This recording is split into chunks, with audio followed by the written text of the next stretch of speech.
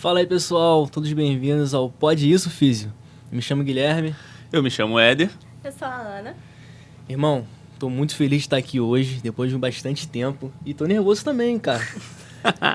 O que tu acha aí do nosso convidado de hoje? Cara, o cara é de peso. Uma responsabilidade, hein? Demais. Nosso patrocinador também. Olha aí, não posso dar bobeira dessa vez e nem falar M. Pô, mas de verdade, tô bastante feliz de estar aqui. Feliz da Ana também estar presente aqui. Da última vez ela não tava. Justamente, da outra vez ela teve compromisso, ela não pôde vir. Um compromisso.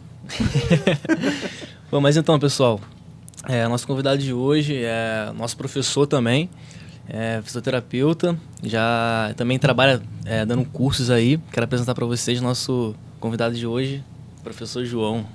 Muito obrigado, sejam todos bem-vindos ao podcast. Eu estou muito feliz de estar aqui, recebi o convite já tem um tempão, né? E aí o projeto ficou um pouquinho para lá e, enfim, é bom estar voltando, né? Dentro, assim, ver o podcast voltando e estar participando com vocês é muito bom. Quero ver crescer. E quando crescer mais, eu quero voltar para falar de novo. Com certeza. Mas portas vão estar sempre abertas, né? Pô, com certeza. Pô, isso aí foi um motivador pra gente, cara. O cara conversou com a gente ali nos bastidores. Vamos, vai dar certo. Bacana. Mas fala um pouquinho de você pra gente, cara. Bom, eu sou fisioterapeuta, formado pela Veiga de Almeida desde 2017, né? Trabalho no mercado de cursos há pelo menos 10 anos, né? Fui monitor de cursos desde 2014 até 2017, quando eu me formei, comecei a trabalhar nesses cursos livres, né? Curso de liberação miofascial, kinesiotape, enfim, cursos em geral para a área da fisioterapia. Fiz uma especialização em docência do ensino superior. Atualmente faço mestrado em ciência da reabilitação e, cara, eu sou muito apaixonado pelo que eu faço. Então, assim, eu desde o primeiro período da faculdade eu fiz estágio. Na época era meio permitido, meio não permitido, assim, a gente andava entre as regras do jogo, mas eu entrei na faculdade em 2011, né? Então, eu peguei uma época de transição na fisioterapia muito interessante e que eu espero conseguir falar um pouquinho para vocês sobre essa transição na fisioterapia, que de 2011 para cá mudou muito e há 13 anos, 2011 para cá, né? 13 anos é só o que eu faço da minha vida. Eu vivo de fisioterapia de 2011 para cá. E as pessoas não tinham conhecimento, né? Assim, o que a fisioterapia pode trazer de benefício pra gente, né? A abordagem, né, da fisioterapia de 2011 para cá mudou muito, principalmente por conta da ciência, né? Hoje em dia a gente tem uma abordagem muito mais parecida com um médico que faz uma consulta, né, e dá as diretrizes para o paciente do que antigamente, que era muito mais um profissional intervencionista, sabe? Alguém que ficava só num lugar para fazer uma determinada intervenção. Sim. Então mudou muito e participar disso ao longo desse tempo, desses 13 e espero que muitos anos daqui para frente, né, é muito legal, muito interessante. É gratificante, né? Fisioterapia é uma área gratificante. A gente já falou disso outras vezes aqui. Eu acho transformadora, a fisioterapia, sou apaixonada. Muita coisa.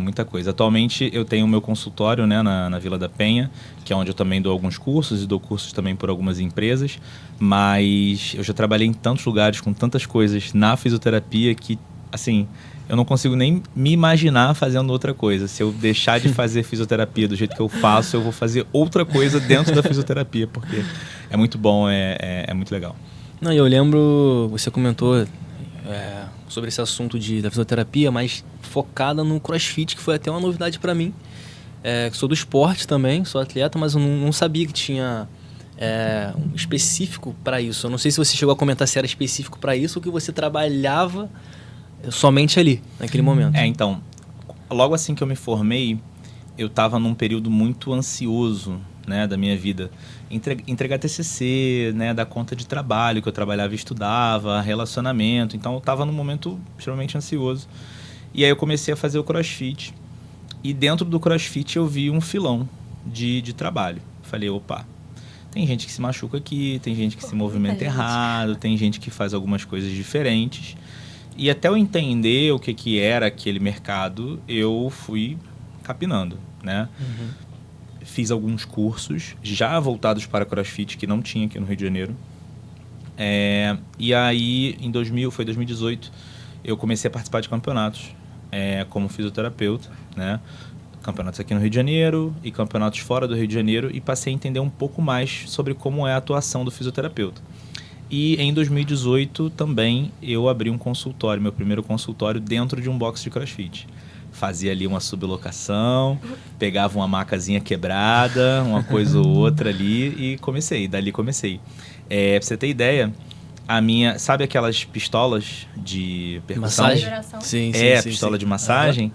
A minha primeira pistola foi uma serra tico-tico. Que isso, que cara? eu tenho até hoje. Nossa, eu nem no sei meu o que é isso. consultório. É o MacGyver. Uma serra tico-tico, porque nessa época, em 2018, a única pistola que tinha aqui no Brasil era a TeraGun. Mas ela vinha de fora e ela era $500. Então era impossível ter uma TeraGun. Então eu comprei uma serra tico-tico que já vinha com a adaptação, com uma bola na ponta. E aí ela era de bateria, ela não era de cabo. Então eu podia levar para onde eu quisesse e atendia os pacientes com uma serra tico-tico adaptada com a bola na ponta. Improviso Caramba. total. Aí ninguém pode falar que você não deu o teu melhor. Deu sangue toda a vida. Não, dei o sangue literalmente. Não, mas funcionou. Tratou? Hã? Tratou? Tratou. Ah, isso que importa, pô. A serra de Tico-Tico não era qualquer coisa. E, eu tenho até hoje essa serra, né? Se a gente for produzir algum corte sobre isso, eu vou postar um story com a minha serra, tá lá no meu consultório até hoje. Caramba. Se precisar, eu vou usar. É isso. Então, já posso gravar o seu vídeo lá, mandando pra gente a sua serra de Tico-Tico. Você olha que não tem como caçar com gata. Cara, pegando esse gancho aí do CrossFit, quero até tirar uma dúvida contigo. Acho que é de muitas pessoas também. Sobre o esporte em si. Né? O CrossFit, ele é um esporte que as pessoas se lesionam muito por não se preparar bem, ou por conta do CrossFit vai te lesionar mesmo, independente da tua preparação? Todas as atividades físicas, elas têm o seu percentual de lesão, né? O preparo do indivíduo deve ser levado em consideração, a forma como o indivíduo pratica deve ser levada em consideração, e tem outros fatores que a gente chama de fatores psicossociais que também devem ser levados em consideração. Levando em conta a prevalência de lesão, ou seja, o quanto as pessoas se machucam em determinado esporte, a informação ela é a seguinte: o CrossFit machuca menos do que o futebol, machuca menos do que o basquete, machuca menos do que o vôlei e muito menos do que qualquer arte marcial. A prevalência de lesão do CrossFit, se eu não me engano, é 3 para cada 1000 horas de prática. Enquanto do futebol é 6, basquete é 7 ou 8, vôlei é 9, arte marcial chega a quase 20. Então, levando em consideração o que a gente tem de observação na ciência, o CrossFit é seguro. Mas, se o indivíduo já tem lesões prévias, se o indivíduo tem um histórico de movimento ruim, se o indivíduo tem um repertório corporal ruim, ele vai capinar um pouco mais para poder ter uma prática mais saudável, né? E aí o acompanhamento de um profissional é fundamental.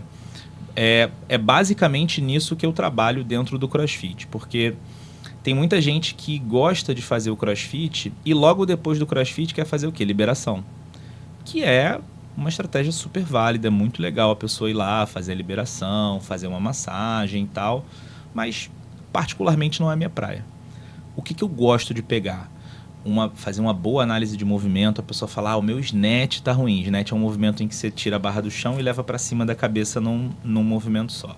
Chama de arranco, né, em português. E eu quero pegar aquele paciente que tem um snatch ruim, que ele sente dor no ombro quando ele faz o snatch, e entender quais são os fatores que fazem com que ele esteja se machucando. E a partir dali eu vou usar o raciocínio do fisioterapeuta para corrigir aquilo ali. Eu não vou ficar massageando o ombro dele toda vez que doer.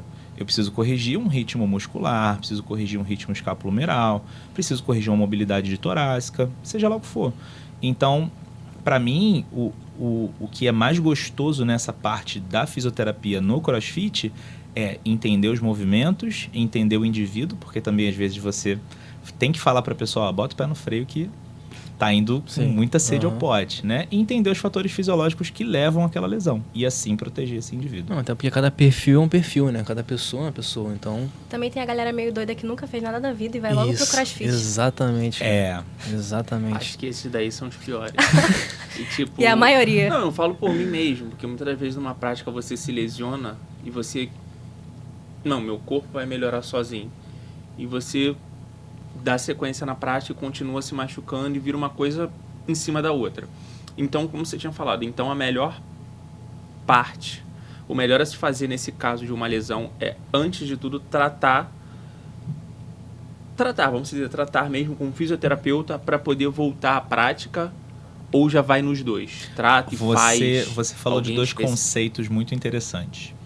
Primeiro, o indivíduo que sente uma dor e fala, beleza, tudo vai passar, né? Levando em consideração a ciência, a grande maioria das lesões no CrossFit são musculares, né? Então, realmente, passando o tempo, vai passar. Maravilha. O indivíduo faz uma atividade intensa, aeróbica, com fatores fisiológicos que vão corrigir aquele processo inflamatório e maravilha, realmente vai passar. Mas se você for levar em conta o que o indivíduo fez para alcançar aquela lesão, aí pode ser, e muito provavelmente essa lesão vai voltar. Mas esse conceito que você falou da pessoa se machucar e ela não querer ir no fisioterapeuta ou no médico, enfim, para se consultar e corrigir aquilo, a gente chama de autoeficácia. Quanto mais autoeficácia esse indivíduo tem dentro do CrossFit ou dentro de qualquer outra atividade, a chance dele agravar uma lesão, tornar uma lesão muscular, por exemplo, deixar uma articulação fragilizada por conta dessa lesão muscular, só por ele passar por cima, é muito alta. Então, esse é o tipo de fator, por exemplo, que a gente não corrige com nenhuma técnica. Eu não corrijo isso com a minha mão, mas eu posso olhar no olho desse indivíduo e falar, olha, se você não prestar atenção nisso aí, você vai se machucar um pouco mais sério. Isso também faz parte da consulta, né? Que é um processo educacional que a gente faz tanto com o paciente do CrossFit, quanto com o paciente de dor crônica, enfim, né? Esqueci qual foi o outro conceito que você falou, desculpa. Então, eu falei sobre isso e... do preparo. Isso aí, o preparo. Ele deve se preparar. O preparo. Para ir, ou tipo assim, tô fazendo a fisioterapia e também já posso voltar a fazer o cross. Pode. Uma das principais funções do fisioterapeuta dentro do CrossFit é justamente manter aquela pessoa que paga o CrossFit, paga para fazer o CrossFit, fazendo o CrossFit. Então não é porque você machucou um ombro que você não vai poder agachar. Então você não precisa cessar a atividade porque você se machucou. Entendi. Machuquei um joelho. Você não vai conseguir agachar naquele momento na profundidade que o teu joelho dói. Mas você consegue fazer a gente chama, tem alguns níveis, né, de recepção. Você consegue receber uma barra em power, você consegue receber uma barra em muscle, você consegue talvez fazer um snatch. Você não consegue pular a caixa, mas você consegue fazer um step over, né? Você talvez não consiga correr, mas consegue fazer uma bike, um ergômetro, um remo. Então né? você pode mudar o exercício que não agrida aquela lesão. Totalmente. E o praticante de qualquer atividade física que queira fazer CrossFit ou sedentário, o maior preparo que ele tem que ter é mental. Porque ele precisa estar mentalmente preparado para não acompanhar a turma. Ele não vai acompanhar quem faz CrossFit há muito tempo. Porque geralmente as pessoas têm esse preconceito, né? Olha, não, no vídeo da pessoa lá fazendo CrossFit levantando 150 quilos. Eu vou entrar no CrossFit e vão me colocar para fazer 150 quilos. Vão ter 30 pessoas no meu ouvido gritando para eu fazer. Não. Você vai primeiro fazer com um PVC. Depois você vai fazer com uma barra que pesa 10 quilos. Depois que você conseguir capacidade física, aquisição motora, aí você vai fazer com uma barra de 15. Até colocar a anilha, é um tempo. Processo, até saltar né? uma caixa, você vai saltar uma anilha. E por aí vai. Que é o processo que dentro do CrossFit chama de scaling, né? E o fisioterapeuta pode fazer esse scaling com o paciente de acordo com a lesão. Se tem uma lesão no joelho, vão ter alguns movimentos que você não vai poder fazer, mas outros você pode. Tem uma lesão no ombro, vão ter algumas coisas que você não vai poder fazer, outras você vai poder fazer. Entendeu? Eu já peguei paciente no CrossFit que tinha um pós-operatório de uma luxação traumática depois de um acidente de moto, que o médico falou que ele nunca mais ia poder levantar o braço acima de 90 graus. E aí eu falei com ele, cara, pelo que eu conheço dessa tua cirurgia, dá pra fazer, mas o tratamento é longo. Você topa? Topa. Vinha comigo 2 vezes na semana. Cara, 6 horas da manhã era o único horário que ele tinha. Eu acordava lá cedinho, ia lá fazer as coisas. Nossa, que luta. Depois de 6 meses, ele já estava fazendo o Bar Muscle Up. Bar Muscle Up, para quem não conhece, é um movimento em que você liga na barra e você não faz só a barra. Você leva o seu corpo todo para cima da barra. A barra vem para a altura da tua cintura. Então, assim, é um movimento que demanda muita força, muita flexibilidade e tal. E para quem... depois ele passou, né, na reavaliação com o médico, e o médico ficou surpreso, porque para quem não ia poder levantar de 90, conseguir fazer movimentos, né? É milagres da fisioterapia. Plantando bananeiro, o cara já... Quase isso, né? E ele fazia. No CrossFit tem, né? O handstand walking. Tem o handstand push-up, que é a flexão na parede, de cabeça para baixo. Tem o handstand walking, que é a caminhada, plantando bananeira. E tem a pirueta também, que você caminha de cabeça para baixo, né? Caminha plantando bananeira e dá uma volta no seu próprio eixo. Porra, isso ainda dá pra mim, não. Gente! Não dá. Não tem energia pra isso, Lesiona o não. cotovelo, não, pessoal? Pode lesionar tudo, mas também pode não lesionar nada. 50-50. Qualquer atividade física tem o seu risco de lesão. Qualquer atividade. A grande questão é preparar o corpo para essas atividades. As lesões do CrossFit são muito semelhantes ao padrão de lesão da ginástica e do levantamento de peso olímpico. Geralmente machuca mais ombro, joelho e lombar. São as áreas que a gente mais pega. Mas o mais importante é o preparo. Porque os indivíduos mais rígidos tendem a ter lesões mais musculares, indivíduos mais móveis tendem a ter lesões mais articulares. Equalizar isso também faz parte. Mas até se preparando já é difícil, cara. Né? Até se preparando é difícil. Que, professor, você comentou muito sobre prevenção e tratamento e eu queria saber qual é a opinião do senhor sobre quiropraxia e osteopatia também. São 2 profissões lindas, são 2 profissões excelentes. Fora do Brasil as pessoas aprendem como profissão, né? São fisioterapia, quiropraxia e osteopatia são 3 profissões distintas. Porém, dentro do Brasil, para você ser osteopata ou quiroprata, você tem que ser fisioterapeuta, né? Existem até algumas graduações em andamento em relação à quiropraxia, mas a osteopatia não. A minha opinião geralmente é um pouco polêmica. Ai, que ótimo! Assim, que é bom, eu gosto assim. Em relação à osteopatia e assim, quiropraxia, porque é o seguinte... eu tenho vários amigos que fizeram osteopatia, já tive a oportunidade de entrar na osteopatia várias vezes. Não fiquem ofendidos. Sem ofensa, tá? Mas eu falo isso para todos os meus amigos que fizeram osteopatia. Parece que existe dentro da formação do osteopata uma necessidade de criar uma diferenciação em relação à fisioterapia, que na prática não existe. Porque se para ser osteopata e para ser quiroprata você tem que ser fisioterapeuta no Brasil, então a tua base é o quê? A fisioterapia. Por mais que você esteja aprendendo outra profissão, a tua base é a fisioterapia. E todos os recursos da quiropraxia e da osteopatia no Brasil são regulamentados para o fisioterapeuta.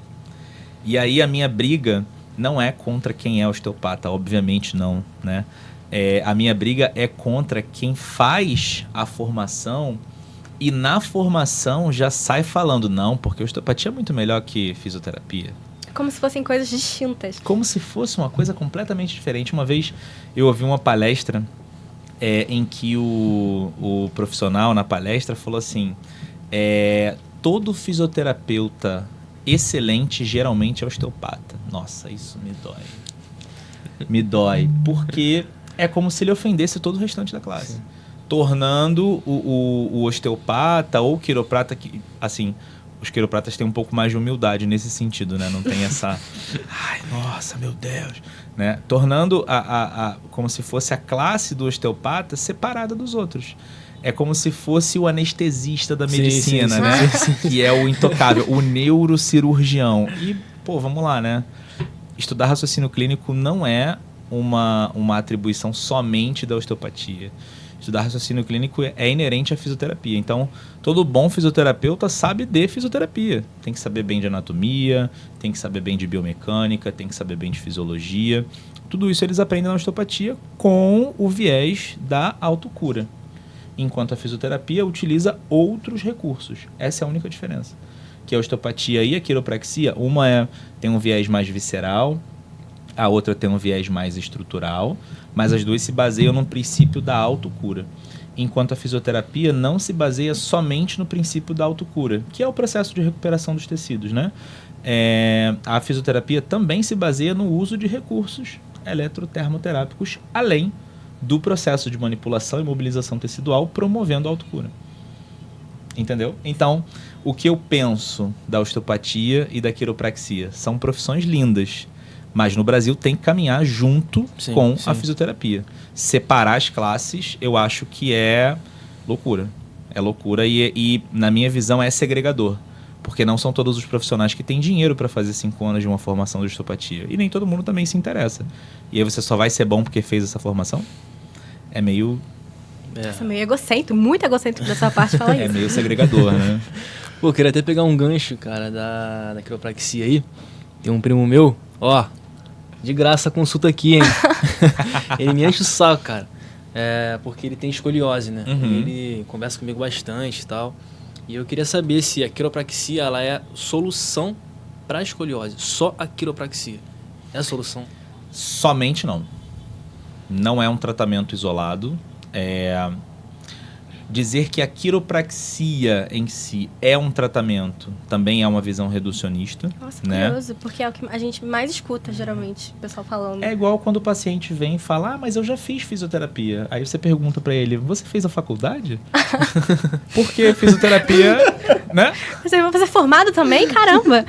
Porque fisioterapia não é uma conduta, né? A gente tem uma profissão que atua em diversas áreas. A própria quiropraxia também. Levando em conta uma visão reducionista que existe hoje no Brasil, tanto em relação à osteopatia quanto à quiropraxia, né? Levando em conta a visão reducionista da manipulação e da mobilização dos tecidos para promover a autocura, cientificamente a quiropraxia é totalmente insuficiente nesse ponto. Então, ela não atinge os parâmetros para que se trate uma escoliose. Então, respondendo a pergunta, a quiropraxia sozinha não trata escoliose. O que trata escoliose? RPG? Também não.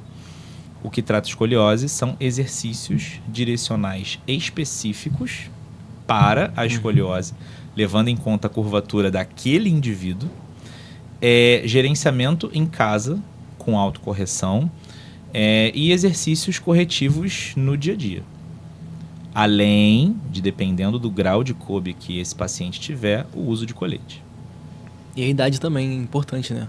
O tratamento inicial, ou tu acha que isso não tem, posso dizer, quando a pessoa mais nova tem mais facilidade de você usar o colete e corrigir. Perfeito. Mais velho fica mais difícil. Para correção de curva, sim, né? O ideal é começar ali no final da infância, início da adolescência.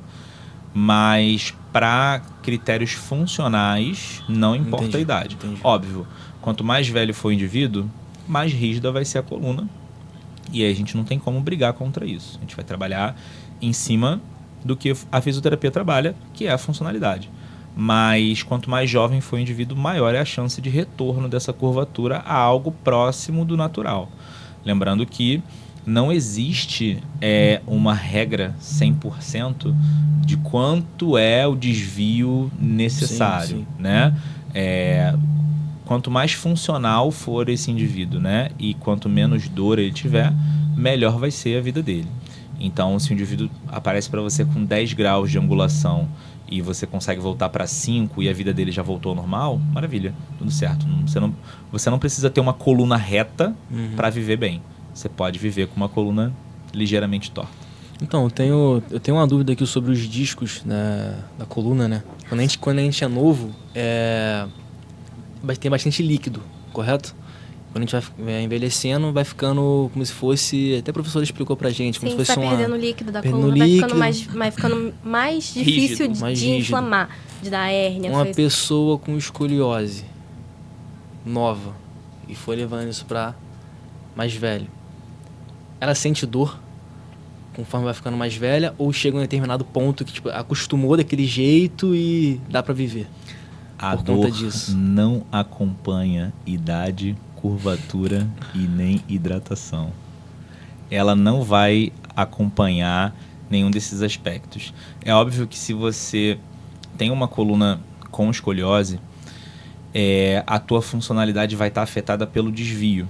E aí você pode sentir uma dor atrelada à sobrecarga por conta do teu desvio, mas não por conta da falha da estrutura. Entendi. Na literatura não existe suporte para que esse desvio justifique uma dor por conta da estrutura, mas sim por conta da sobrecarga atrelada a esse desvio. Entendi. Professor, ainda bem que a gente entrou no papo de dor, eu tenho uma dúvida de como que funciona o tratamento, porque o senhor falou da dor de pessoa que tem escoliose, mas aí não é certeza de que aquela pessoa vai ter dor a vida dela inteira. Mas e o tratamento para pessoa que tem dor crônica? Muito bem.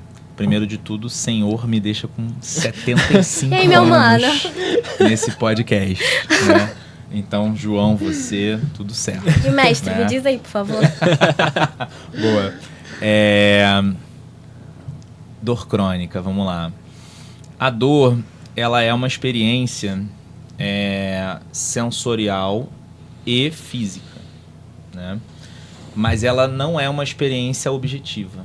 Ou seja, quando eu vou encostar num paciente para fazer uma avaliação, eu consigo entender sobre aquela estrutura, consigo sentir aquela estrutura, mas eu não consigo sentir a dor do paciente, certo? Então, a dor ela é sempre uma experiência subjetiva. Quanto mais a dor do paciente é antiga, menos a gente atribui essa dor à estrutura. Ou seja, o paciente chega no consultório, chegam vários no meu consultório falando, eu tenho dor na minha coluna porque eu tenho uma hérnia de disco diagnosticada há 10 anos.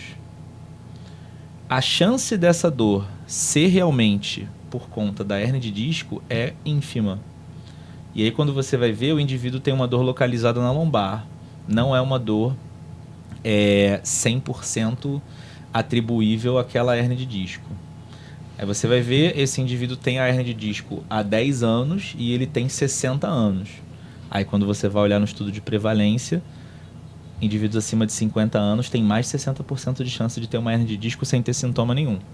Então provavelmente o que esse paciente tem é uma dor lombar crônica, inespecífica, de muito tempo, que tem outros fatores a serem tratados. E também existe aquele pessoal que tem dor só não tem dor um mês do ano, que é o mês de férias. O pessoal tá de férias, não sente dor nenhuma, volta a trabalhar e fica com dor de volta. Mas isso é maravilhoso. Isso é maravilhoso porque o indivíduo que tem dor, ele também deve levar em consideração as atividades de lazer. E se você não tem lazer, a chance de você ter dor é maior. Porque quando você tem dor, geralmente você está triste. E se o teu trabalho é ruim, é possível que você sinta dor. Como é que eu vou dizer isso de uma forma clean? A mente cala, o corpo fala. Se o teu trabalho ele é abusivo, digamos assim, se você sofre para ir para o trabalho, é bem provável que você sinta dor. E no teu mês de férias você não vai sentir dor. Mas isso mostra que a tua dor ela não está atrelada à tua estrutura. Ela está atrelada ao teu estresse físico, ao teu estresse mental, né? a outros fatores que a gente chama de fatores psicossociais. E esses fatores são importantíssimos de ser tratados. E a gente não trata isso com uma liberação miofascial. A gente não trata isso com uma kinesiotaping. A gente trata com mudança de estilo de vida. É importantíssimo você fazer com que a dor do paciente faça sentido para ele, né? E é fundamental você fazer com que esse paciente esteja engajado no tratamento. Porque fazer entender que, às vezes, aquela musculatura da coluna está fadigando porque ele não faz uma atividade física, demora. E fazer ele entender que fazer uma atividade física vai trazer dor no curto prazo, mas vai aliviar todo o restante no médio e longo prazo, às vezes demanda, vou falar na linguagem do jovem, demanda um desenrolo monstro, entendeu? Demanda um trabalho de convencimento desse paciente que é enorme. Então, entender esses fatores é fundamental. E digo para você que 90% dos casos dos pacientes que aparecem com dor crônica, que geralmente atribuem a uma hérnia de disco, geralmente essa dor não é da hérnia. Porque o paciente que aparece com hérnia, ele tem um quadro muito específico. e não é o caso da maioria. E nesse caso, cara, paciente, a pessoa tem uma lesão, se machucou, tem uma dor muscular, alguma coisa do tipo, quem ela deveria procurar? Procura um médico, procura um fisioterapeuta? Você quer a mentira que te deixa feliz ou a verdade que te deixa chorando? Eu acho que é sempre melhor a verdade que deixa chorando, né? É a doída, mas é verdade, né? A verdade que deixa chorando a maioria dos pacientes tem plano de saúde, certo? Então, o paciente que tem plano de saúde, ele vai passar primeiro pelo médico. Essa é a verdade que deixa a gente chorando, porque essa é a verdade do mercado. Agora, a mentira que deixa feliz é o que a gente aprende na faculdade. Que o fisioterapeuta é profissional de primeiro contato, e isso é verdade. Só que o paciente é acostumado a passar primeiro pelo médico para depois passar pelo fisioterapeuta. Como se o fisioterapeuta fosse um subalterno do médico. O que não é verdade. Isso é cultural, já é Aí cultural vem aqueles já. pacientes que tem o laudo do médico Mas vou te pro falar, fisioterapeuta. mas isso aí foi o que eu falei aqui, é cultural porque é no geral. Acho que não é só o fisioterapeuta, é pra tudo. As pessoas primeiro passam pelo médico para depois ser encaminhado para outro profissional. Mas isso tem um nome. E qual seria? O nome disso é ato médico, que já foi barrado no Congresso diversas vezes, né? Que é como se fosse o ato médico, ele é como se fosse uma ação protocolar. Ou seja, o paciente precisa passar pelo médico para passar para outros profissionais. Fisioterapeuta, nutricionista, fonoaudiólogo, como se os médicos fossem uma classe acima, igual a questão do osteopata, né? Sim. Como se fosse uma classe acima e os outros profissionais fossem uma classe abaixo. Isso desqualifica a gente. Só que o modelo que a gente tem, né, na lei do SUS, enfim, na questão da saúde nacional, é uma horizontalidade. Todos os profissionais são iguais. Médico, fisioterapeuta, nutricionista. Então, se você quer, por exemplo, fazer uma dieta, você não vai passar no médico. Sim. Você vai passar direto no Sim. nutricionista. Se você está com uma dor na coluna e você não caiu, não está com uma suspeita de fratura, não está com uma suspeita de algo mais grave, você vai fazer o que no médico? Se você sabe que para Sim. tomar um remédio de dor, você pode ir direto Pô, na farmácia. mas esse assunto é legal, cara, a gente falar, porque muitas pessoas não têm esse conhecimento mesmo. Já é automático, não Acho que faz por mal. É muito cultural também, né? Tem muita gente que não tem acesso à informação e vê o médico como se fosse o profissional da saúde, é o médico. Não, cara, eu digo assim, muitas pessoas não sabem que o fisioterapeuta ele pode te analisar. Não só fazer o exercício em si, não só fazer a massagem, a liberação. Foi o que eu falei pra ti quando ele tinha comentado. Tem paciente que chega no João com o laudo do médico dizendo que o João tem que fazer tantas com ele. sessões. Isso, nossa. E o coração nessa hora, como é que fica? Nossa, a vontade de rir é grande, mas a de chorar é maior. E Se não aí, fizer, o paciente fica bravo com ele. o que acontece? Quando o paciente aparece com a fisioterapia receitada, eu geralmente pergunto para esse paciente quantos anos da faculdade de fisioterapia o médico fez. Porque geralmente não tem uma coisa nada a ver com a outra. O paciente vem, sei lá, veio com uma dor no joelho. Aí você avalia o paciente. Aí o paciente tem uma dor linear no aspecto medial do joelho, teste de Apley positivo. Muito característico de quê? Menisco. Maravilha. Aí tá lá no receituário do médico. RPG. Tens ultrassom e alongamento de isquios tibiais. Irmão, eu me jogo do prédio. A hora que eu não souber passar para o paciente um tratamento, né, para aquilo que ele precisa, ou eu vou encaminhar esse paciente ou eu vou estudar mais. Porque se eu sei que é uma coisa que é inerente à fisioterapia, um tratamento que é inerente à fisioterapia, síndrome da dor patelofemoral, dor lombar, síndrome do impacto do ombro, eu trato. Se eu não souber como tratar esse paciente, ou eu vou passar ele para alguém, ou eu vou estudar mais. Porque, geralmente, os profissionais, e até vocês alunos, atribuem a falta de capacidade de um profissional a questão da técnica. Eu não tenho curso de RPG, então eu não sou capacitado para tratar um paciente com dor crônica. Eu não tenho curso de pilates, então eu não tenho como passar exercício para o paciente. Mentira! Mentira! Se você entendeu qual é o tecido, qual é a fase da lesão e qual é a função que você quer restabelecer daquele paciente, você pode fazer o que você quiser, desde que esteja na literatura. Entendeu? Então é uma grandíssima falácia o paciente vir para você com receituário médico. Ah, não, o médico pediu para fazer isso. Beleza, ele pode fazer lá se ele quiser. Aqui eu não vou fazer. Ele pode fazer lá, é ótimo. O médico mandou. Não, o médico mandou eu fazer TENS. Então faz lá, pô. Ué, Por que ele não fez com você então, né? Assim, eu tive que fazer fisioterapia. Quando eu fui militar, eu era militar, tive uma lesão no tornozelo ligamentar, eu tive que fazer fisioterapia. também. Vividos. E não foi o fisioterapeuta quem me fala, vírgula. Depois, sim, o fisioterapeuta me disse quantas sessões eu deveria ficar e eu fui ficando. Mas quem estipulou as sessões pra mim foram o médico. Eu fui lá, eu cheguei com a lesão, tava com um trauma, então tive que ir pra fazer todo o exame de imagem. E, devido à perda da mobilidade, ele mandou procurar o fisioterapeuta, sendo que ele receitou quantas sessões eu deveria fazer. Nossa. E ao final daquelas sessões, eu continuava Com dor. da mesma forma. Sabe qual é o nome disso? Ato médico. Tá E vendo? daí, não, a fisioterapeuta, ela falou, não, você tem que continuar fazendo. Eu fui dando continuidade no processo e hoje em dia... Quantas sessões são necessárias com a nutricionista para eu perder 20 quilos? Pergunta pro médico. Quantas consultas... Quantas consultas eu preciso fazer com a nutricionista para perder 20 quilos? Eu vou no endócrino falar no olho dele. Quantas consultas com a nutricionista? Me fala aí, por favor. São muitas questões, porque assim, o fisioterapeuta tem que estar preparado para esse tipo de coisa, porque às vezes o paciente vem para sua consulta, a média de consulta aqui na Barra com o fisioterapeuta é tipo uns R$200, né? Se o seu paciente veio com um receituário de 10 sessões, ele tem R$2.000 para pagar para você, para fazer 10 sessões? Se ele tiver R$2.000 para te pagar para fazer 10 sessões, ele vai fazer as 10 sessões em 2 semanas? Em 3 semanas? Em 1 mês, 2 meses? Eu consigo colocar o paciente para fazer 10 sessões em 10 meses.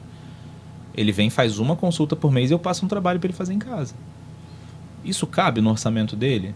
É importante para ele vir mais vezes na fisioterapia? O que você pode fazer por ele dentro do consultório, só você pode fazer ou tem alguma coisa que ele possa fazer em casa? Olha quanta coisa a gente pode ajudar o nosso paciente a ter uma vida mais tranquila e mais saudável, sem ficar pensando em quantas sessões, quanto isso, quanto aquilo, né? Tem que estabelecer a meta e falar, olha, a nossa meta de tratamento é você retornar a fazer atividade X. Quando você conseguir voltar a fazer essa atividade com conforto, beleza, você está de alta. E para isso a gente tem que fazer isso. É a meta. Entendeu? Entendo. E assim, hoje em dia a gente tem o mal do século. Que falam que são as ansiedades, as depressões. Mas a gente também tem o mal do século na fisioterapia. Dor lombar. Ela realmente afeta a perda da mobilidade? Ou melhor, a perda da mobilidade tem essa conexão com a dor primeiro, o ovo ou a galinha? A falta de mobilidade pode causar dor lombar e a dor lombar pode causar falta de mobilidade. As duas coisas andam juntas. Geralmente, quando o paciente tem dor lombar, mais ou menos ali 90-95% dos pacientes com dor lombar, eles cursam, ou seja, eles seguem com aumento da atividade da musculatura das costas quando vão fazer qualquer atividade. E isso, existem estudos que mostram que existe até aumento da atividade cortical, atividade do cérebro, relacionada a essa área da musculatura das costas. Então, sim, a dor lombar causa perda de mobilidade porque o indivíduo fica rígido. Mas, às vezes, o indivíduo anteriormente à dor lombar rígido, vai fazer uma atividade que exige mais flexibilidade e tem uma pequena lesão, alguma coisa que gere dor ali nele, e essa percepção de esticar um segmento rígido é interpretada pelo nosso cérebro como dor. Então, quem nasceu primeiro, o ovo ou a galinha, nesse ponto é misturado, tanto a dor lombar quanto a falta de mobilidade. Porque você pode ter falta de mobilidade e não ter dor lombar, mas em algum momento você provavelmente vai ter, ou você pode ser super flexível, ter dor lombar e cursar com falta de mobilidade por conta da contração de proteção. Teu corpo se protege. Mesma coisa acontece com o joelho, né? A falta de mobilidade do tornozelo vai gerar dor no joelho, o quadril também pode gerar um desequilíbrio no joelho também. Cara, o joelho é uma parte fantástica do corpo, porque aguenta carga de tudo que é lugar, de baixo, de cima e tal. E os fatores de avaliação do joelho são tão complexos quanto os fatores de avaliação da lombar. Você tem que levar em consideração a atividade, tem que levar em consideração a carga interna e a carga externa, né? A carga interna é a carga da musculatura, né? O quanto aquele corpo está acostumado a carregar. E a carga externa é justamente a carga de trabalho, né? O quanto de peso levanta, o quanto de atividade faz, enfim. Fatores de mobilidade, fatores de artrocinemática, né? Que são os movimentos acessórios das articulações. E dentro da avaliação, isso é que eu acho mais fantástico na avaliação do joelho, é que dentro da avaliação você tem que dizer qual é a importância de cada um desses fatores. Porque às vezes o paciente tem uma dor no joelho porque tem uma mobilidade de tornozelo ruim. Beleza, gerou uma sobrecarga, ok, tudo certo. Sim. Mas às vezes o paciente tem uma dor no joelho porque tem um quadríceps fraco. Ou ele tem um quadríceps fraco porque já tinha dor no joelho e a coisa foi se agravando, se cronificando, né? Então tem um trabalho que foi apresentado até fora do Brasil, da Natália Bittencourt, que é fisioterapeuta atualmente do Bahia. Ela era pesquisadora da UFMG, se eu não me engano, que foi referência para o mundo inteiro. Um trabalho brasileiro, foi referência para o mundo inteiro e hoje em dia baseia todas as avaliações de joelho no mundo, levando em conta drop do navicular, mobilidade de tornozelo, mobilidade de quadril, força de glúteo. É muito legal, é muito legal. A avaliação de joelho é outro universo também muito, muito, muito interessante. Porra. E se a pessoa, você já vem de longa data sendo fisioterapeuta? Provavelmente a pesquisa dela também já veio sendo uma pesquisa antiga. E hoje em dia, a pessoa que quer entrar na fisioterapia, em 2024, ainda é uma área válida? Muito, muito, muito, muito. Tanto na área musculoesquelética, que é a área que eu trabalho, quanto em outras áreas. Hoje em dia existem programas de residência multiprofissional para você se tornar um especialista e talvez conseguir uma vaga num hospital legal para quem quiser ser concursado, né? Ou trabalhar na rede privada. Para quem quiser trabalhar com criança, tá faltando profissional. É uma área que está crescendo. É minha área. Se dá bem. Para quem quiser trabalhar com neuro, também tá faltando profissional e é uma área que é muito bem remunerada.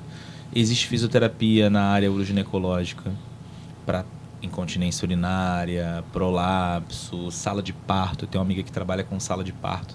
Ela saiu da carreira da aeronáutica. Caramba! Para trabalhar no próprio consultório. Então, assim, a grande questão é você se valorizar, né? Essa semana eu postei nos meus stories sobre a pane que deu na minha moto. Minha moto deu uma pane elétrica. Eu vi. E é um case muito legal para eu poder falar aqui, que é o seguinte: minha moto simplesmente deu uma pane elétrica, apagou tudo e eu não conseguia mais ligar a moto. Pegou Burnout na moto. Tipo isso. Pegou no tranco para eu levar no mecânico, mas eu fui trabalhar de Uber e fui fazer todas as minhas coisas de Uber. Eu gastei mais de Uber do que com o mecânico. Mas isso deveria ser o contrário. Porque se o mecânico olhasse para minha cara e falasse: João, foi R$150 o conserto. Ele só trocou um fusível e desligou um sensor. Maravilha. Mas ele sabia onde era o meu problema, foi lá e resolveu. Você que é fisioterapeuta, sabe onde é o problema do paciente, sabe o que fazer para resolver. Se você cobra R$30 para atender esse paciente, você só está se desqualificando. Essa era a principal reflexão que eu queria trazer em relação à minha moto. Se ele me cobrasse R$100 para trocar um fusível e desligar um sensor, eu ia pagar. Porque ele salvou o restante da minha semana. Você entende? Sim. E essa é a importância que a gente tem dentro do consultório. Às vezes o paciente vem pra gente e a gente faz uma consulta e o paciente sai ótimo, fala: nossa, cara, você salvou minha semana. E aí o que é 150, R$200? Ai, nossa, mas eu vou cobrar, vai ter gente que não vai querer pagar. Ok, paga pra outro. E vai ter outro paciente querendo te pagar e tá tudo certo. Mas se a gente não se valorizar, ninguém vai valorizar. Porque, não, tá R$50, beleza, vou lá fazer qualquer coisa. Você comentou no seu Instagram também que tem o paciente que volta dessas consultas aí de R$50, né? Volta pra 150. Viu? Eu acompanho, gente. Sigam o João no Instagram. Obrigado. Acaba pagando 200, né? O barato. É verdade. O barato Paga sai mais. muito caro. Porque às vezes o paciente... Cara, acontece muito, principalmente no CrossFit. O paciente às vezes tem uma lesão para ser tratada, para ter um cuidado, ficar um tempo com restrição de movimento e tal. E aí você que cobra 200, ele fala, pô, não vou na tua consulta porque eu não tô com dinheiro agora. Aí vai no colega que faz técnicas, né? Que aprendeu no YouTube. Não tenho como julgar, porque cada um tem uma forma de trabalhar. Se você usa só técnica para trabalhar, chega o paciente na tua maca, tu faz, sei lá, ventosa, kinésio, amassa o paciente, usa pistola, faz qualquer coisa. Uma boa parte dos pacientes vai melhorar, porque a maior parte dos problemas é de disfunção muscular, né? Mas se o paciente tem um problema que precisa de um raciocínio mais aprofundado, precisa de uma atenção maior, geralmente não vai funcionar. E aí o paciente paga 1 de 100, 2 de 100, 3 de 100, 4 de 100. Pô, não tá funcionando. Ele pode ter uma melhora muscular, dependendo do que for. Ele pode ter um relaxamento, alguma coisa, mas o problema dele não vai ser sanado. Não vai ser resolvido. Porque às vezes o problema está na sobrecarga. Seria a gambiarra humana. Isso, exatamente. Meu Deus. E o fisioterapeuta que faz gambiarra, ele ganha dinheiro, mas ele não resolve o problema de ninguém. Esse é o problema, porque se o paciente deita na tua maca, tu nem fez uma avaliação de entender onde é o problema, e você amassa, você só reforça o estigma de massagista, né? Ai, faz uma massagem aqui em mim, faz um ultrassom aqui em mim, né? E você não resolve o problema de ninguém, só piora a fama da profissão, não melhora, né? E já aconteceu várias vezes comigo de a pessoa, sei lá, amassada, sei lá quantas vezes, e aí depois vem com a maior cara de pau na consulta. Poxa, não, eu tô sentindo essa dor há um tempão. E aí eu fui fazer fisioterapia com fulano. Nossa, fizemos ultrassom, fizemos drenagem e era ótimo. Nossa, ficava muito bom, mas voltava. Porra, então não era bom, né? A massagem. Entendeu? Então, estudar em cima dos fatores do paciente é assim, é fundamental. É questão de responsabilidade mesmo, né? Pô, tu entrou no assunto aí, cara.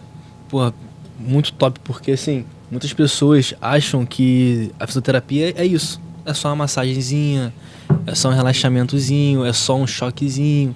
E muitas vezes não é um exercício, tem que fazer, entendeu? Fortalecer, mobilidade. Uma prevenção. Muitas pessoas não têm esse conhecimento mesmo. Tem esse preconceito, que acha que vou chegar lá na física, vou deitar na maquinha, receber uma massagem, um choquinho, vou sair dali, tá resolvido. E não é assim, entendeu? Isso é uma crença popular, né? Muito forte. Como eu falei para vocês, eu entrei na faculdade em 2011. Eu tive aulas com muitos professores que ensinavam exatamente isso. De o paciente chegar e qual é a avaliação? O paciente chegou para você e vai falar, tô com dor no joelho. Beleza! Maravilha! Massagem na coxa, massagem na perna, massagem no joelho. Mobiliza, ultrassom, rua. Ou TENS, micro-ondas, ondas curtas e um beijo. Sem se aprofundar nos fatores principais, né? Então, eu até tenho uma teoria de que o RPG foi o que foi no final dos anos 2000, né? E a quiropraxia e a osteopatia são o que são atualmente, né? De fama e de, nossa, um profissional extremamente superior. Justamente porque estimulam o quê? O raciocínio, o pensamento nas cadeias musculares, o pensamento voltado para as cadeias musculares. A osteopatia tem até uma questão que no final a pessoa faz o curso das 5 leis biológicas, que aprende sobre depressão, aprende sobre ansiedade, como as emoções interagem com o corpo, né? Aprende lá a medicina germânica, que, ok, tem também essas questões, né, psicossociais, mas a gente também tem essa informação na literatura para fisioterapeutas.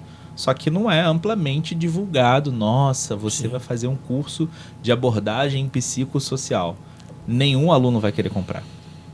Entendeu? Então o nome comercial da coisa também faz muito sentido nessa abordagem. Assim, a quiro, a osteo, é uma especialização da físio. Isso.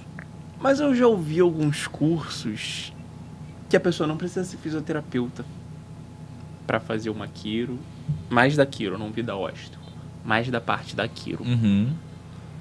A gente, como estudante, a gente estando nesse meio, a gente entende que... Como assim? Como isso funciona? Bom, fora do Brasil são profissões independentes, né?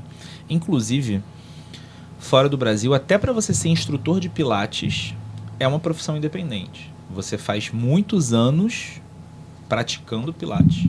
Depois você faz uma prova de uma aliança internacional de pilates para poder ser instrutor de pilates.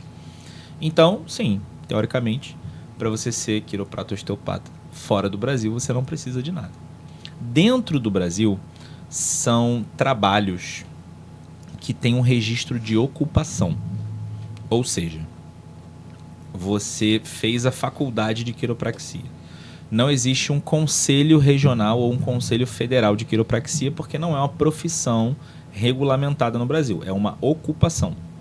Então, mesmo que tenha sido uma faculdade, mesmo que tenha sido uma graduação, o teu nível de atuação é o mesmo nível de atuação de um massoterapeuta. Tem uma, digamos assim, uma responsabilidade social menor. Mas, sim, existem cursos de graduação em quiropraxia, a osteopatia não tem. Mas existem cursos de graduação em quiropraxia e eles estão lutando pelo espaço deles, que eu acho super válido, mas não acho que vai acontecer agora. Até porque eu acredito que o mercado nacional não tem essa maturidade para receber profissionais de quiropraxia do jeito que a coisa está acontecendo no momento. Mas, uma vez me perguntaram sobre a pós de quiropraxia que eu fazia, que eu saí porque eu não achei que eu estava aprendendo as coisas num nível que a profissão de quiropraxista deveria ser ensinada, e já me perguntaram se eu queria voltar. Eu digo que eu volto um dia para quiropraxia, mas se eu for fazer a graduação. E aí eu vou fazer com calma, com tranquilidade, entendendo todos os fatores. Porque você chegar numa pós-graduação, no primeiro final de semana você ser apresentado ao programa da pós-graduação, e no segundo final de semana você já está instalando, é meio esquisito. Você não tem uma revisão de anatomia, não tem uma revisão de imagem, não tem uma revisão de critérios de elegibilidade. Isso tudo vai acontecendo em cada aula. Mas espera aí, pô, que ansiedade é essa? Eu tenho 2 horas de aula teórica e um final de semana inteiro de aula prática, eu vou ficar instalando. É um curso técnico, não é um curso, né? Então, a graduação em quiropraxia, ela te dá uma responsabilidade maior sobre isso. Que é uma forma que eu acho que é mais agradável e mais interessante. Porém, pela legislação, você, para ser especialista em quiropraxia, você tem que ser fisioterapeuta. E eu tenho agora uma dúvida. Agora, finalizando esse assunto de quiropraxia, tenho uma dúvida que acho que todo mundo que está assistindo também quer saber, que você tem algumas dicas ou realmente só algumas dicas para pessoas que sentem dor no dia a dia ou para não sentirem dor no dia a dia? A melhor dica para não sentir dor no dia a dia é, primeiro de tudo, ter um estilo de vida ativo. João, não tenho dinheiro para fazer academia. Levanta o seu bumbumzinho do sofá, bota o seu tênis, qualquer tênis, e vai caminhar. Sobe e desce uma ladeira, senta e levanta de uma cadeira. João, tá tendo tiroteio na minha rua. Senta e levanta na cadeira da sala 15 minutos. Vai doer o joelho. Beleza, toda atividade física tem o seu risco de lesão. Maravilha. A principal forma de você se manter com menos dor ou ter uma vida livre de dor é um estilo de vida ativo, saudável, fazer exercícios. Depois, ter uma boa qualidade do sono e lembrar que nós somos melancias com sentimentos, ou seja, 75% de água com ansiedade e depressão. Oh, meu Deus! Então, cuidar da ansiedade e depressão é fundamental, né? Se você tem ansiedade ou depressão, vai no psicólogo, vai no psiquiatra, vai cuidar disso, porque isso pode trazer outros problemas, além da dor lombar crônica, pode evoluir para uma fibromialgia, enfim, pode evoluir para questões mais graves e mais sérias que fazem o indivíduo perder totalmente a qualidade de vida. Então, e o exercício também trata isso, né? E não esperar você sentir dor para você começar a se cuidar também, né? Exatamente. Tem muita gente hoje em dia que fala, não, já trabalho muito, já caminho, vou até o trabalho andando e só isso tá bom. Ou aquele pessoal que trabalha em pé o dia inteiro fala, não, eu fico em pé o dia todo. Eu sou muito molhada. Eu falo muito sobre isso no consultório, porque às vezes o paciente acha que a gente fala para ele fazer atividade física, vai fazer uma caminhada. E aí ele acha que é justamente isso, descer um ponto antes do ônibus e ir para casa andando. Bicho, não. Até porque o corpo acostuma, né? Você tá cansado. Não, talvez isso possa ser um começo. Possa ser um começo para quem nunca faz nada. Mas não se prender a isso. Não é o que vai fazer a tua vida ser melhor. Não, porque já aconteceu de pessoa, tipo, eu moro no quinto andar, todo dia eu subo escada do quinto andar. Ah, claro, né? Seu corpo já acostumou. O corpo já está acostumado a essa demanda. Então, E hoje em dia é muito mais cômodo tudo do que antigamente as pessoas tinham mais trabalho. Hoje em dia parece que as coisas estão muito mais fáceis. As pessoas estão muito mais acomodadas. Pô, hoje eu tenho uma televisão, vou ficar em casa. Hoje tem muito mais motivos para você ficar deitado do que você fazer qualquer atividade. Tem você um fazer qualquer EAD. outra coisa. Olha, ó, a polêmica. eu acho que é do ser humano polêmica, hein? também, né? Você tem que reservar. O seu corpo quer que você reserve energia. Então, mas eu não tenho motivação. O seu corpo também não quer que você se movimente. Ele não quer que você gaste energia. Então, você tem que ter disciplina, tem que tirar motivação para poder Exatamente. fazer exercício. A motivação é a principal distância, eu acho, né? Porque, quero ficar o dia inteiro em casa assistindo Netflix. Seu corpo também. Beleza. Você tem uma Smart TV linda, maravilhosa. Bota no YouTube e dança 10 minutos. Ninguém vai te ver. Dança. Eu danço ridiculamente. Beleza. Vai lá aprender a dançar, pô. Vai fazer um hit né? Vai fazer um hit. Tem hit no YouTube. Bota lá, aula de hit. E vai ter. Entendeu? Então, assim, a motivação é a principal distância. Porque você pode até botar um celular, botar um fone de ouvido, bota lá no Spotify, Tabata Songs. Vai ter 300 mil músicas com um timer de 20 segundos para você fazer exercício e 10 segundos para descansar. Faz 3 músicas dessa agachando, sentando e levantando da cadeira. Caramba, Pronto. que legal, não sabia disso. Tá pago, treino do dia. Tá pago. Olha aí, a que só vive dentro de casa. Ó, para. Eu Eu sou do tipo que liga a TV e dança loucamente na frente da televisão. Eu tenho um estagiário lá no centro de saúde que ele é muito do apartamento, né? Muito crescido na redoma. Então eu vou falar pra você igual eu falo pra ele. A vida é diferente fora da varanda. Entendeu? Aí, tá vendo? Então, vem pra rua, vem fazer as coisas, porque dá pra fazer. A vida é muito diferente. E eu falo isso porque justamente quando a gente está fazendo as avaliações com os pacientes, ele fica, nossa, mas existe isso? Nossa, mas você trabalha tanto por quê? Querido, a vida é diferente fora do apartamento. A vida não é só a Doc Lobo, não. Não é só pegar metrô. Não é só pegar metrô. A vida não é só... Entendeu? Eu Porque que nem o metrô pego, nem BRT. as pessoas têm realidades diferentes. E esse é um gancho bom até pra gente entender o que a gente pode passar pro nosso paciente. Porque às vezes o paciente vai falar, cara, eu moro numa rua que tem uma ladeira muito grande. Se eu for sair pra caminhar, vai ser muito ruim eu ter que subir e descer essa ladeira toda vez. Beleza, vamos fazer uma atividade em casa, então. Compra um pezinho, compra um elástico, dá um elástico pra ele, uma consulta de R$200, tu não conseguir dar um elástico pro paciente, é sacanagem, né? Dá um elástico pro paciente. Faz o exercício assim, então. Faz X minutos. A dose, quem vai definir, nesse caso do exercício terapêutico, é você. Até que o paciente esteja apto a passar... subir de nível, né? E fazer Sim. o exercício com um profissional de educação física, fazer uma coisa mais voltada para o bem-estar geral dele, né? Isso é fundamental. E, João, aproveitando o gancho aqui do exercício e aproveitando que você é o nosso patrocinador também aqui no podcast, queria que você falasse um pouco da tua clínica pra gente aí, o endereço, o contato. Perfeito. Que se trata lá. Eu atendo principalmente pacientes com dores crônicas e pacientes com dores musculoesqueléticas. Doeu meu joelho, doeu meu ombro, doeu minha lombar, doeu cervical. Passa lá. A minha empresa é Biodinâmica Fisioterapia. Eu atendo na Estrada Padre Rosé, Avenida Padre Rosé, 42, na Vila da Penha, próximo ao Largo do Bicão. Depois de muito tempo, né, capinando na fisioterapia e trabalhando para muita gente, eu resolvi abrir o consultório, abrir junto com uma amiga, né? Ela precisava de apoio e eu precisava de coragem, e aí um dá suporte para o outro, né? Que legal. E graças a Deus tá dando super certo o consultório. Maneiro. Inclusive é uma ótima possibilidade, né, para quem está saindo agora da faculdade, abrir um consultório com um amigo, que um dá suporte para o outro. E é isso, assim, se a pessoa quiser receber um tratamento digno de fisioterapia, vem comigo, Estrada Padre Rosé. Não, já te indiquei já, meu primo, já te indiquei. Ele é o melhor Te mandei que até temos, já tá? o exame dele lá. É verdade, pô. é verdade, obrigado. E assim, como é que eu vou explicar? A minha luta, né, na fisioterapia, ela é principalmente para que a nossa profissão seja respeitada, né? quando eu entrei na faculdade e logo assim que eu comecei a fazer estágio, eu entendi que a fisioterapia sempre foi uma profissão meio escanteada, sabe? Meio jogada de lado.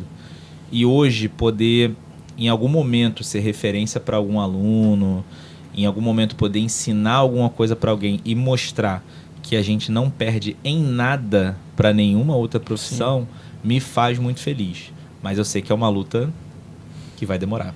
Sim. Antes da gente finalizar aqui, eu também queria agradecer ao nosso patrocinador também, o Maioral Burger. Vai estar entrando aqui na tela para vocês verem. Joff, um beijo. Obrigadão pelo suporte. Você, porra, sensacional, irmão. Muito obrigado mesmo. Valeu. Jota, consegue jogar a imagem aqui pra gente aqui? Pra Tá aí, mostrar ó. aqui, aí, ó. É isso, Galera, bonitão. quem quiser, ó, qualidade, hambúrguer, a gente vai deixar na descrição aqui também, pra você acessar, valeu? Tamo junto. E, João, queria deixar uma mensagem aí, que você deixasse uma mensagem, né, pra galera, pra gente fechar aqui o nosso podcast.